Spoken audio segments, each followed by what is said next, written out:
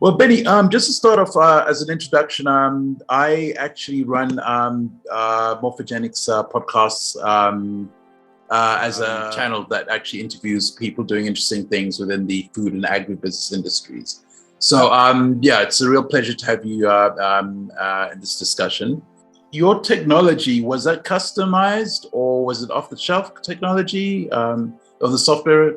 Tell me about that. Half and half. So we work with a company called Sprout out of New York City, and they've customized our software to work for us. They've done a great base software for meal prep, and since our needs were a little more specific, they had no problem going in and crafting it to work well for us. We had originally designed our own software a couple of years ago. Once you do that, you become a software company and you have to run that and you have to tend to it. And when it breaks down, you better have techs. And every time it stops working, your cash register stops working. Not only does the cash register start working, but your customers go and they're hitting the button. Hey, why isn't this thing working, right? That's a problem. So we abandoned a pretty significant investment, 6 figures plus on one that was working pretty well. Wow. But it just had some problems here and there. We just didn't want to keep full staff on. So we realized, let's go to somebody who does what they do best, better than us. So we went and I know the owner personally, and it was a good conversation. So listen, that's what we do. We just make software and run it. Like, well, we just make food and serve it. So let's, you do that, we'll do this. So it's been a good, and it's also been absolutely cost effective. They are probably the premier guys. Sprout software, meal prep software. Okay. Okay. All right. Is it Sprout software or Sprout AI? AI. Sprout AI. A guy called. No, Michael Rappaport. Okay. All right. Okay. Yeah. No, fantastic. Great guy. Great guy to work with. That's great. How did you hear about them, Benny? We had a meltdown with our software a couple of years ago, and it was pretty catastrophic. And it took us a long time to try and get it back up. A server overloaded, a database crashed, and the system just didn't work. So while the techs were fixing that, I just jumped online, asked a friend. He says, "This is the guy, check the software out." When I got in touch with him, I told him the situation. Usually there's a 2-3 day turnaround time. He says, "I'll get you up in 2 hours." Wow. So we sent over all our graphics, our logos, everything. We sent our database of menus, everything.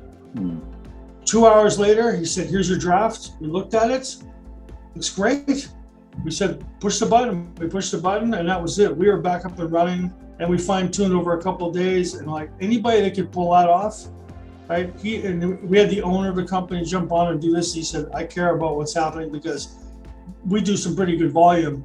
He's like, "You must be hurting right now for your customers and for you. Let's get this." And he did. So we've been with them ever since. We've got several properties that we use the software for, and it's been pretty flawless. Their development and continuing development of what they're doing is excellent too. So there are always new features, always bugs, online chat if there's a problem, which is really important, right? When you're starting out, you're trying to sell those 10 or 20 meatloaves and mac and cheese, it's okay to use Shopify and to use some of the least expensive software.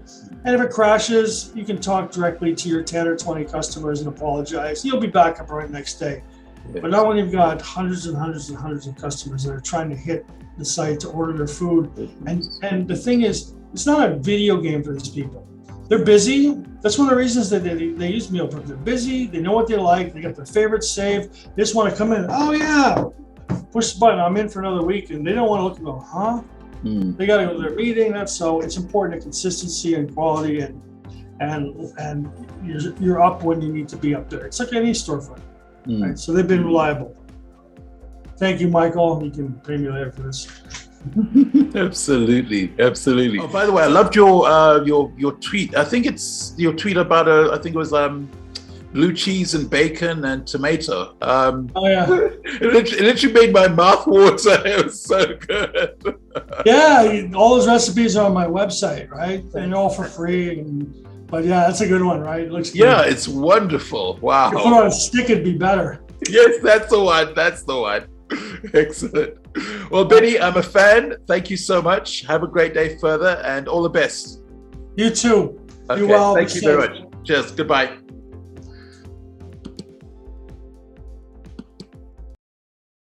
Thank you so much for watching. If you found this information useful, please click the like button and please subscribe to receive new information from the food and agribusiness industry. Thank you. Goodbye.